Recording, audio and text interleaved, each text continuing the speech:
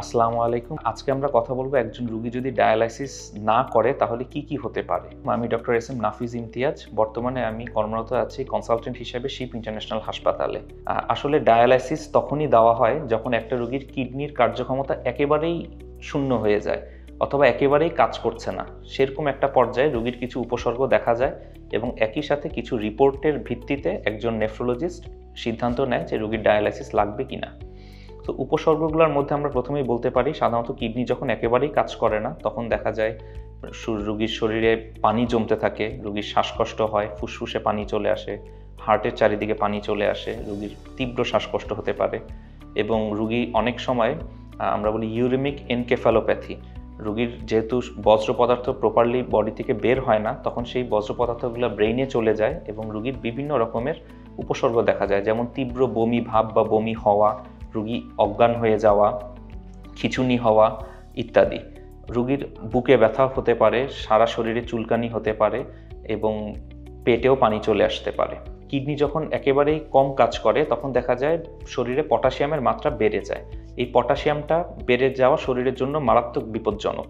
Potassium যদি বেড়ে যায় তাহলে একটা রোগীর সাডেন কার্ডিয়াক অ্যারেস্ট হতে পারে অথবা অ্যারিথমিয়া হতে পারে। তার মানে রোগীর হার্ট রেট ইরেগুলার হয়ে যেতে পারে এবং এভাবে হার্ট বন্ধ হয়ে রোগী মৃত্যুবরণ করতে পারে।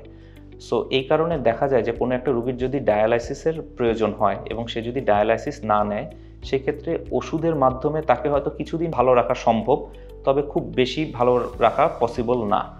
তো ডায়ালাইসিস না নিলে তখন দেখা যাবে যে রোগীর মৃত্যু ঝুঁকি বহুগুণে বেড়ে যায় এবং রোগীর বিভিন্ন রকমের উপসর্গ, যেটা আমি একটু আগে বললাম, যেমন তীব্র শ্বাসকষ্ট, শরীরে পানি চলে আসা, পা ফুলে যাওয়া, তীব্র বমি হওয়া, খিঁচুনি হওয়া, অজ্ঞান হয়ে যাওয়া, এগুলো হতে পারে এবং রোগী মৃত্যুবরণও করতে পারে। তো এই কারণে যার আসলে যখন ডায়ালাইসিসের প্রয়োজন হয় এবং কোনো ডাক্তার যদি পরামর্শ দিয়ে থাকে যে আপনার ডায়ালাইসিস করা প্রয়োজন, আমি মনে করি তার আসলে তখন ডায়ালাইসিসটা নেওয়া উচিত। যদি তার বিভিন্ন ফিজিক্যাল ফিটনেসও প্রয়োজন হয়, অনেক সময় দেখা যায় যে রোগীর ডায়ালাইসিস নেওয়া প্রয়োজন কিন্তু রোগীর হয়তো ব্লাড প্রেশার খুব কম অথবা রোগীর প্লাটিলেটের মাত্রা খুব কম, সেই ক্ষেত্রে প্রয়োজন থাকা সত্ত্বেও ডাক্তাররা ডায়ালাইসিস দিতে পারে না।